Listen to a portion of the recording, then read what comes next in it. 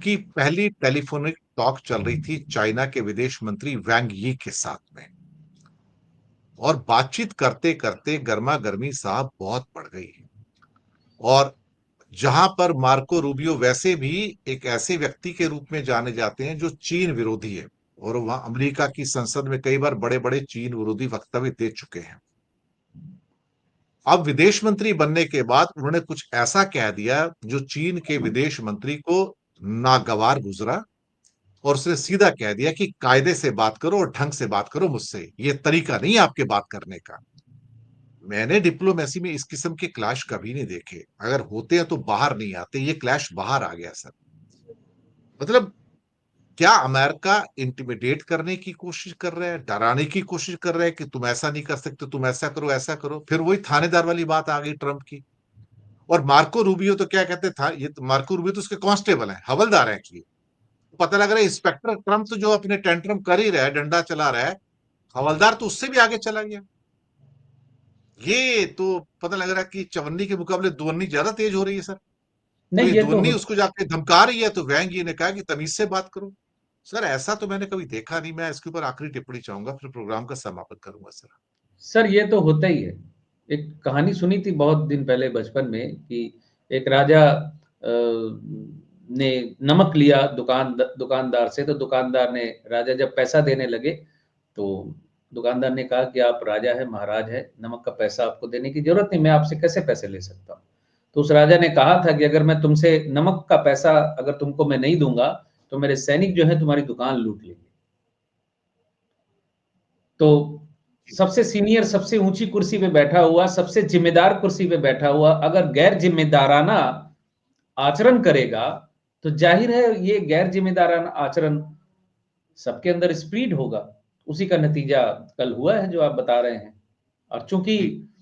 ज्योतिषी दृष्टि से, ग्रहों की दृष्टि से स्वाभाविक स्थितियां देख ही रहा हूं मैं, तो ये बड़ा नेचुरल है कि ऐसा ही होगा। ये हो रहा है और उसका कारण यही है। शॉर्ट टेम्पर, एंगर इशू इस वक्त बहुत ज्यादा शो हो रहे हैं।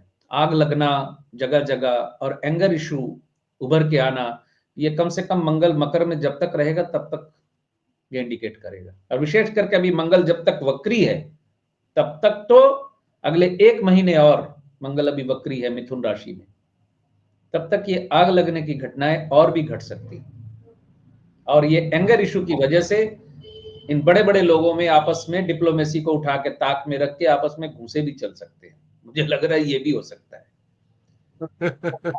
हाँ, ये चीज हो सकती है क्योंकि दिमाग ठिकाने नहीं है। ऐसा हो क्यों रहा है? मतलब दिमाग ठिकाने है क्यों नहीं? क्या हो क्या रहा है? अल्टीमेटली सारे ग्रह लड़ क्यों रहे हैं आपस में सर?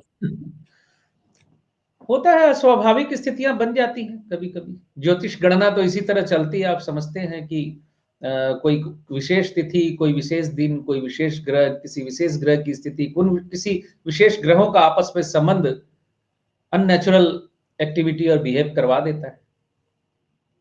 जी, बिल्कुल आपने सही कहा। और दर्शक मित्रों, ये हमारी थी आज की पेशकश। और अगर आप सिद्धांत जी से पर्सनली संपर्क करना चाहें तो उनका नंबर नीचे हमने दिया है। पहले फोन मत करिए, करिएगा डायरेक्ट, एक मैसेज डाल दीजिए उन्हें, और फिर अकॉर्डिंगली जैसे वो आपको जवाब देंगे वैसे आप कीजिएगा।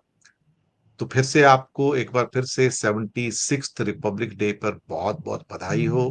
भारत हमारा, क्या कहते हैं कि आगे बढ़े, प्रगति करे, देश में शांति रहे, समृद्धि रहे, हमारे तिरंगे का सम्मान और मान बना रहे।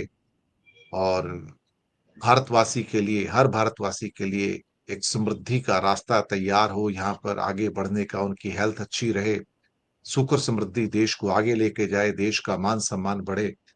तो हमारे संविधान जिंदा रहे। और संविधान को जो लोग ठोकर मार रहे हैं या उसको गिराने का प्रयास कर रहे हैं, ईश्वर उनकी मदद करे एक तरह से समझाने में उनको कि भाई ये मत करो।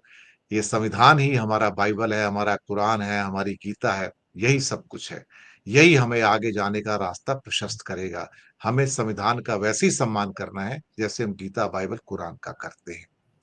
तो इन्हीं शब्दों के साथ आपको एक बार फिर से बधाई। और सिद्धांत जी, बहुत बहुत धन्यवाद आपका कि आप आए, आपने वक्त निकाला। और आपको भी रिपब्लिक डे की बहुत बहुत बधाई, नमस्कार और जय हिंद। जी।